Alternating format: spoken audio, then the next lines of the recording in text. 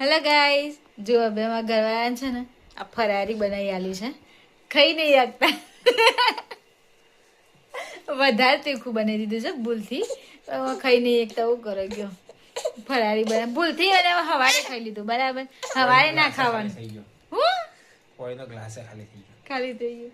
હવે જો ખાતા ખાતા ઊભું તો થવાશે નહીં. બરાબર, સવારે ના ખવાય પણ ખાઈ લીધું ભૂલથી. બરાબર, અને હવે અત્યારે હાલ ફરાર ખાવા બેઠા અને મારે ભૂલથી ફરાર વધારે તીખું થઈ ગયું છે.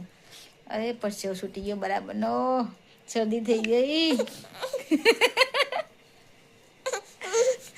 પછી એ ટાઈમે છે ને નાનો એવું જ કરતો હતો. જો આવું જ કરતો હતો પછી શું કરે. હજુ બાકી છે. હજુ થોડું ફરાર ટેસ્ટી બન્યું છે. ટેસ્ટી છે કે નથી? ટેસ્ટી પણ તીખું થઈ ગયું. બોલાવવું પડે જેવું બને. ઘરવાળા તો ગમે તેવા પણ ખાઈ તો લે. હો, બધા ઘરવાળા એવા જોઈએ. ખાઈ લે પછી કમ્પ્લેન ના કરે.